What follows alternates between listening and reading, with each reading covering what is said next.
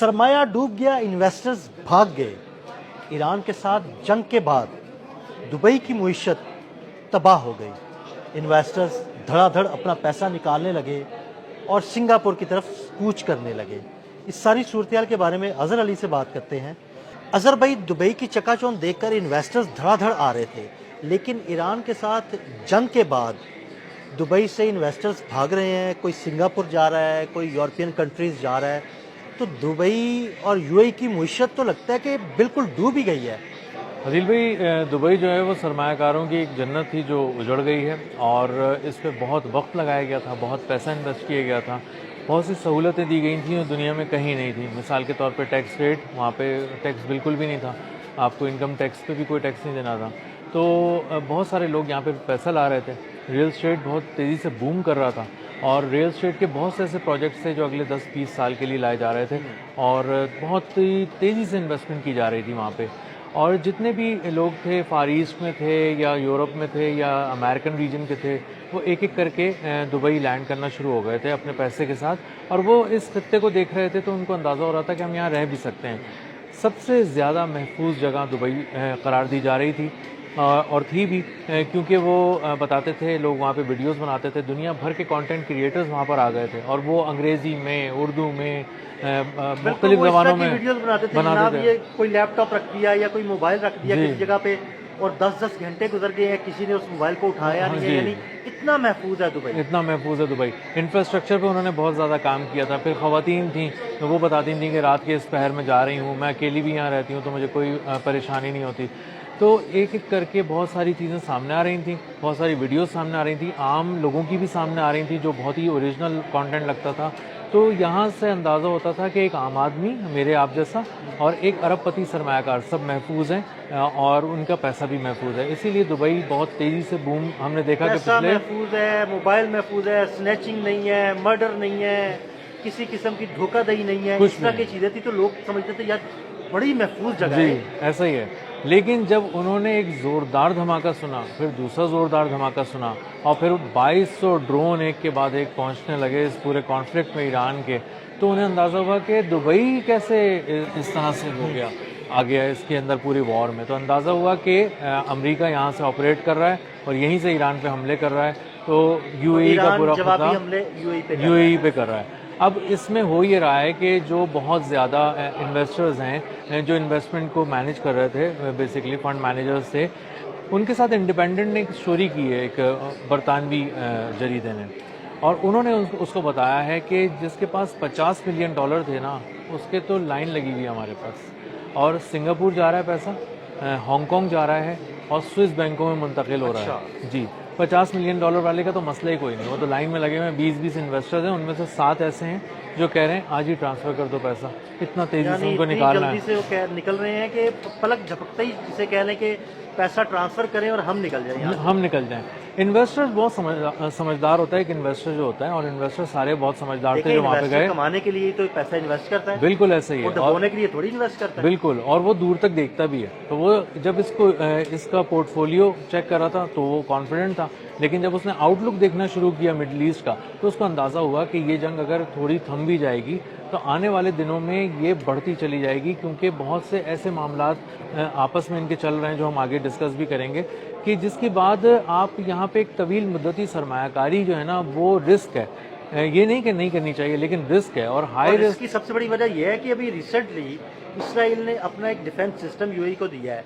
अगर इसराइल ने defence system अपना यूएई को दे दिया है और अपने फौजी भी वहाँ पर तैनात कर दिए हैं, तो ये खित्ते में ईरान यूएई जंग कभी ना कभी फिर दोबारा भड़क सकती है, फिर दोबारा जंग हो सकती है, या ये खेल जो है ना वो ये जारी रह सकता है मुस्तकिल। इसराइल देखें, इसराइल क्या कह रहा है और नेतन्याहू क्या कह रहा है। वो कह रहा है कि क्रिश्चियनिटी भी हमारे लिए ख़तरा है और इस्लाम भी हमारे लिए ख़तरा है। वो वहाँ पे भी तौहीन मज़हब करते फिरते हैं, और यहाँ पे भी जो है वो चोट पहुँचाते रहते हैं मुसलमानों को।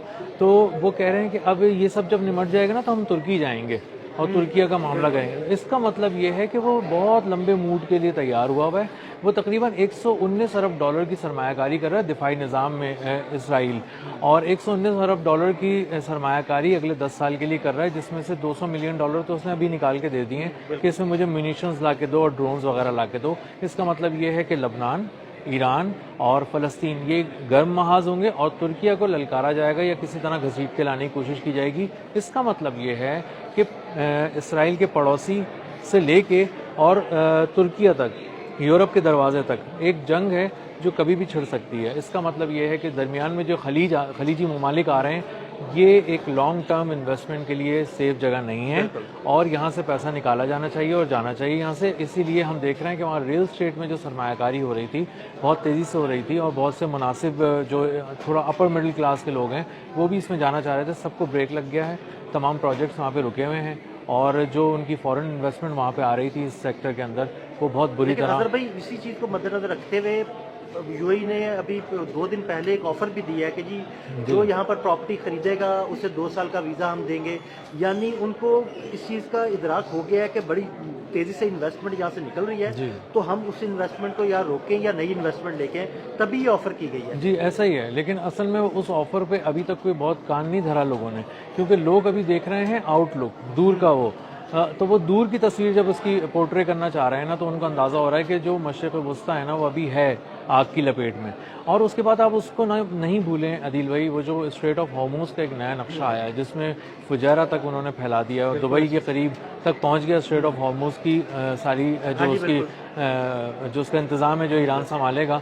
तो अब अंदाज़ा होता है कि पर्शियन गल्फ स्ट्रेट अथॉरिटी जो उन्होंने बनाई है उसमें दुबई भी तकरीबन आ गया है। तो अब वहाँ से निकलने वाले जहाज़ भी इतनी आसानी से नहीं निकलेंगे तो इनसे इजाज़त लेके इनको पे करके निकलेंगे। पे नहीं करेंगे तो निकल नहीं पाएंगे और ट्रेड नहीं हो पाएगी। फिर टेंशन होगी। फिर अगर किसी जहाज़ पे हमला हो जाता है तो इसका मतलब ये है कि फिर यूएई क्या करेगा, और यूएई के अंदर आके बैठ गया इसराइल अपने फौजी भी ले आया है और अपने जो जदीद लेज़र डोम समेत जितने भी आयरन डोम और सिस्टम्स हैं, मल्टी लेयर डिफेंस सिस्टम, वो ले आया है। यानी वो आ गया तो वो शरारत करता रहेगा, ईरान को छेड़ता रहेगा, अपनी ज़मीन को ठीक रखेगा, दुबई की ज़मीन से छेड़ता रहेगा और उसकी वजह से होगा ये कि ईरान को जब कभी हमला करना होगा दुबई पे करना होगा।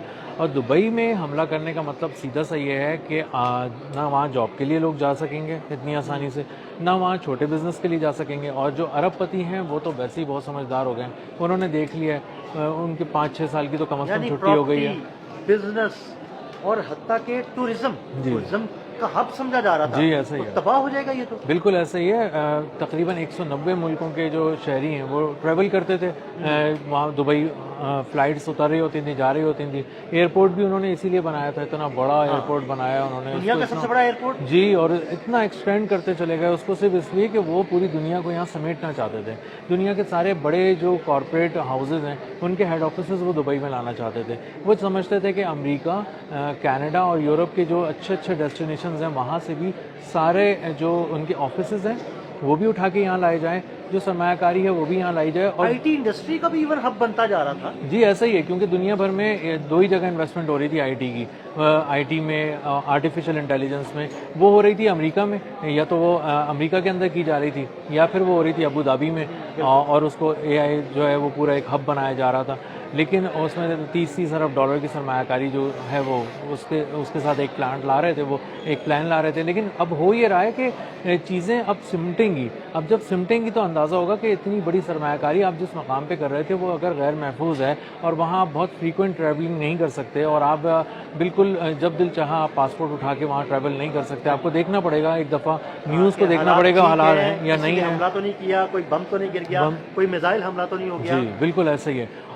तो वो देखे बगैर आप वहाँ नहीं जा सकते। जब आप वहाँ नहीं जा सकते, इतनी आसानी से ट्रैवल नहीं कर सकते, तो इसका मतलब ये है कि आपको वहाँ पे पैसे भी बहुत सोच समझ के लगाने चाहिए। फिर लोग ये देख रहे हैं कि वहाँ अमेरिका अगर मुस्तकिल मौजूद रहता है तो इसका मतलब है कि ईरान ने कहा है कि मशरिक़ वस्ता से अपनी तमाम बेसिस हटाओ, ख़त्म करो और यहाँ से लपेटो अपना जो भी बोरिया बिस्तर है और जाओ यहाँ से। अगर वो नहीं जा रहा तो फिर एक प्रॉब्लम है, और अगर वो खुद ना जाने के बाद इसराइल को भी इनवाइट कर लेता है with all the multi layer defence systems, तो ये एक और बहुत बड़ा जो एक सवालिया निशान है।